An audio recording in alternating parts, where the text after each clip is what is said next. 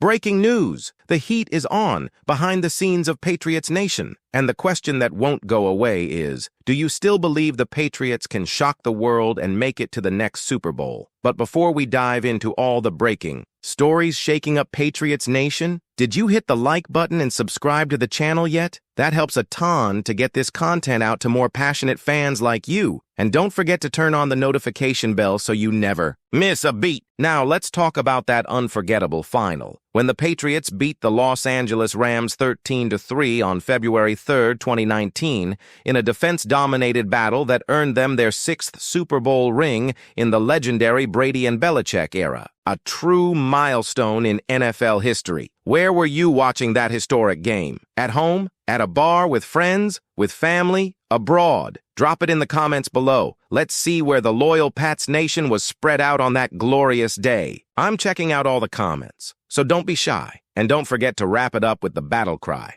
Go Pats! I believe the Patriots' 2025 draft may have just flipped the franchise's trajectory without anyone fully realizing it yet. 3 names. That's all it takes. 3 names from a roster of 11 draftees who could shape the very foundation of New England football for the next half-decade. Not your flashy top 10 superstar picks. No, we're talking about strategic, possibly controversial, deeply debated choices that are already shaking up the Patriots' front office and locker room. And if you've been starved for a winning season since the Brady era, trust me, you'll want to stick around because what just happened in the war room might finally mean this team is on its way back. Let's dive in. Trayvon Henderson. You probably didn't see this coming, and neither did parts of the Patriots' own front office. At pick number 38, round 2, New England took a massive swing by drafting the Ohio State running back. And believe me, this wasn't a consensus decision. Inside Gillette Stadium, a heated debate unfolded behind closed doors. Some executives pushed for Jonah Savania, the highly touted inside offensive lineman. The reason you didn't see that name flash across the Patriots' pick screen? The Dolphins swiped him 1 slot before. That forced New England's hand, or, depending on your perspective, saved them. Now, you might ask,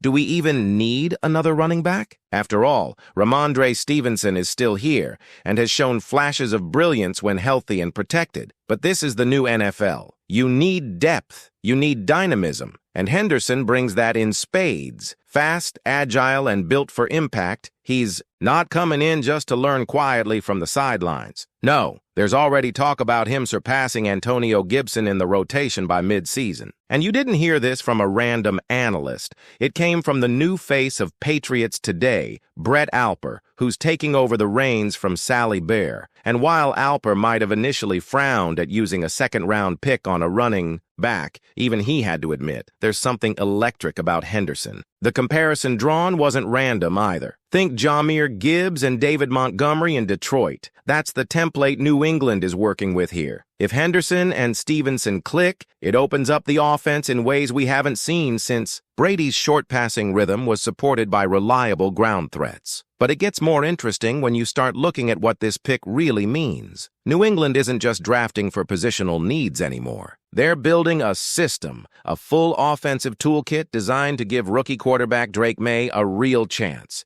And that brings us to the next name, Kyle Williams, round 3, pick 69. The wide receiver most people didn't have high on their boards suddenly shot up the ranks in Foxborough. Initially met with skepticism. Why take a receiver many had ranked lower when Luther Burden was still a possibility? Williams is already earning comparisons to Ladd McConkey. Patriots fans know that name. They remember missing out on him in 2024. But this might be redemption. Williams isn't just fast, he's blistering. Slot him in anywhere on the field, and defenders won't be able to double-team thanks to the presence of Stephon Diggs. That opens up the playbook for Drake Maye in ways we simply haven't had available. Imagine this. Diggs out wide, Williams on the opposite sideline, Demario Douglas in the slot, and Henderson as a pass-catching back with Hunter Henry or Austin Hooper lined up at tight end. Suddenly, the Patriots don't just have weapons, they have versatility, they have danger, and they have speed. This reshapes the entire wide receiver depth chart. Kayshon Boutte, he should be on alert. Last season, he was Maye's deep threat. Now, he's got competition, and not just any competition, but a legitimate burner who could eat into his snaps. It's not just about potential anymore. It's about pressure, the kind that forces players to elevate or be left behind. But let's not stop there. The biggest sleeper? He's not flashy. He wasn't taken in the top 100. But Braden Swinson, remember the name, round 5, pick 146, a 6'3", 255-pound edge rusher who should not have still been on the board that late. The moment this pick was made, host Sally Bear's tone shifted. You could hear it, excitement, even disbelief. Swinson has the physicality, the awareness, and perhaps most importantly, the mindset.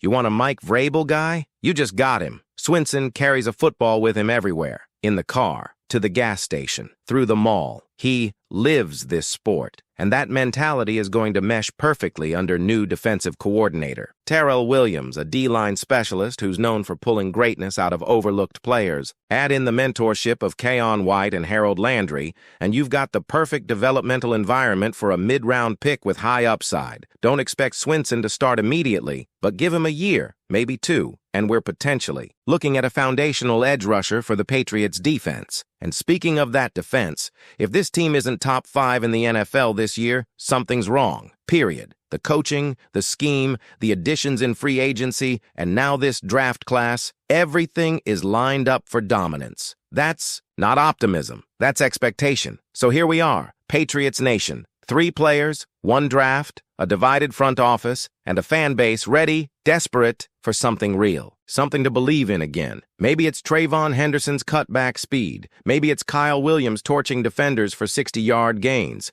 Maybe it's Braden Swinson causing havoc off the edge in the fourth quarter of a tight AFC East showdown. But one thing is clear. This isn't the same old New England Patriots. This isn't a team patching holes. This is a franchise that finally seems to have a direction again. They're not just drafting players. They're building identity. Now I want to hear from you. What's your take? Was Trayvon Henderson the right choice over an offensive lineman?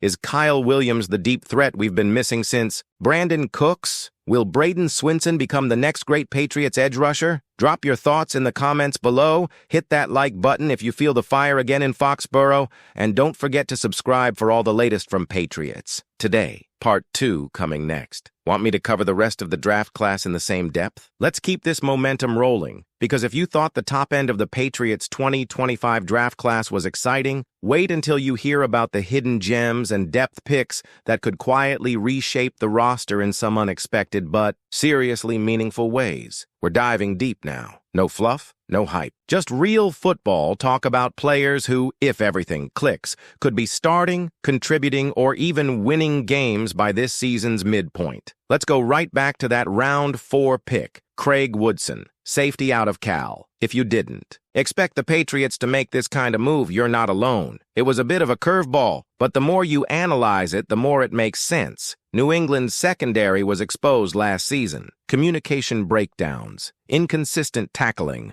lack of sideline-to-sideline speed. What Woodson brings is not just physical toughness, but smart, instinctive play. And in a division stacked with wide receiver talent, Tyreek Hill, Garrett Wilson, Stephon Diggs,